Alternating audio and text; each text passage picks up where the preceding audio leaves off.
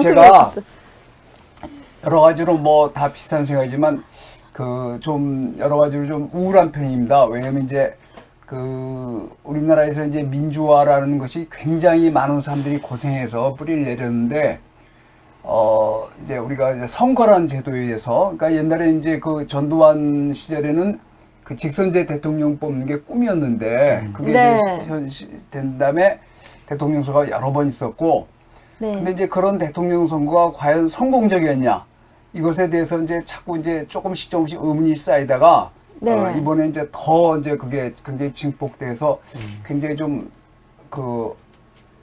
우울하고 또 하나는 이제 문화적으로 또 우리가 지금 보는 영화적으로 볼 때 네. 과연 지금 우리의 삶은 분명히 옛날보다 나아졌습니다. 물론 여전히 여러 가지 그 부익부 빈익빈 여러 가지 문제가 존재하지만 우리의 삶이 물질적으로 분명히 네. 나아진 건 사실인데 과연 문화적으로 또는 이 작게 우리의 이 사송형 모임에서 영화적으로 과연 우리가 옛날보다 더 좋은 영화를 보고 있느냐?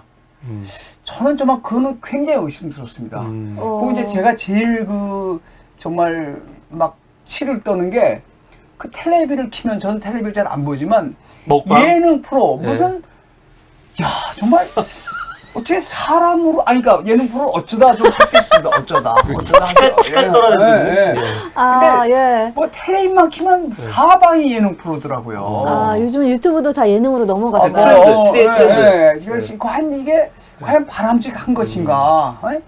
이게 사실 우리 문화적으로 우리가 점점점 이 전응화가 되는 거 아닌가? 아, 저는 그런 전응화. 생각이 들어요. 하지만 그 예능 프로 보고 있으면 어쩌다 웃음도 나오지만 정말 한심하더라고요.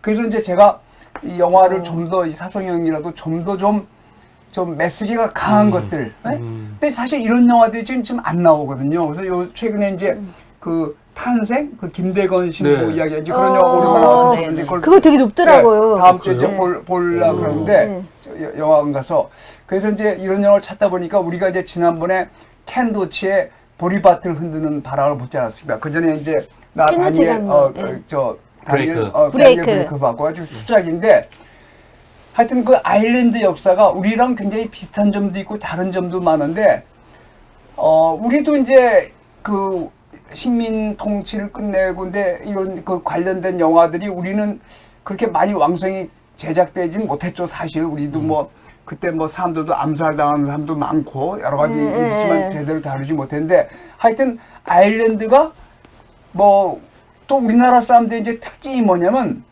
한국 영화에 대해서 관심 있지 외국 영화에 대해서 별로 관심이 없고 우리나라 역사에 대해서는 좀 관심이 있고 뭐 이렇지만 외국에서는 별로 관심이 없습니다. 그렇지만 사실 그 양쪽이 같이 있어야죠. 네. 우리나라에 대해서 관심이 있고 외국에서도 관심이 있어야 되는데 하여튼 그 식민 통치, 제국주의와 식민 통치 역사에서 가장 비극적인 나라 중에 하나가 아일랜드라고 볼 수 있습니다.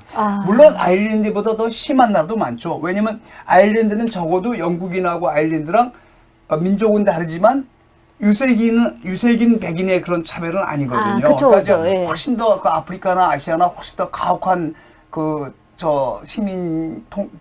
식민 지배를 겪었는데 이 아일랜드 문제는 어쨌든 그런 좀 저기가 있지만 아마 이 제국주의와 그 독립 그리고 독립된 다음에 그러니까 어떤 어느 정도의 독립이 된 다음에 그 같은 그 진영의 분열. 근데 그게 우리나라도 좀 비슷하거든요. 우리나라도 옛날에 민주화 세력이 나중에 정권을 잡으면서 분열이 됐거든요. 그러니까 그런 면에서 굉장히 시사적인 그 인물 중에 하나가 마이클 콜린스입니다. 그 이제 이 영화는 물론 이 영화는 그 할리우드에서 만들었기 때문에 지난번에 켄 로치 영화는 아마 영국인가에서 만들어서 그런데 이 영화는 이제 많은 사실을 그 로맨스나 이런 거로 돼서 역사적 정확성이 떨어지는 건 사실이지만 하여튼 아일랜드 역사랑 마이클 콜린스처럼 식민 지배랑 그 식민 지배 이후에 같은 진영에 있었던 독립진영의 분열 이런 걸 아주 극적으로 감동적으로 표현한 영화가 그렇게 많지 않거든요. 그래서 제가 이 영화를 보자고 했고 이런 영화를 보면서 저가 생각하는 것은 우리가 뭐 꼭 정치적으로나 문화적으로나 지금 과연 우리를 주변에 둘러싼 정치적 환경이나 문화적 환경이 과연 이런 트렌드라는 게 맞는가?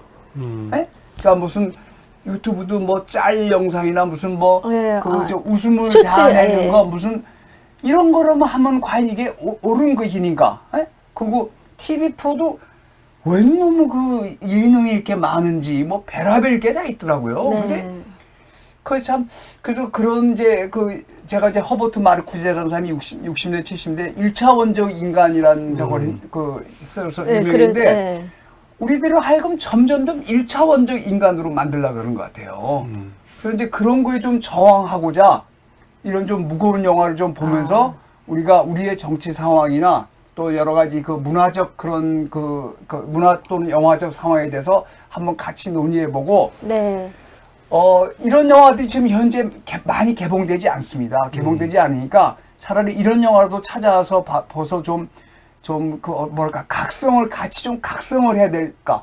우리가 아주 작은 모임이지만, 좀 각성이 필요하지 않은가. 이런 의미에서 제가 이 영화를 추천했으니까, 관심 있는 분께서는 이 영화도, 다운로드 받는데 그렇게 비싸지 않죠?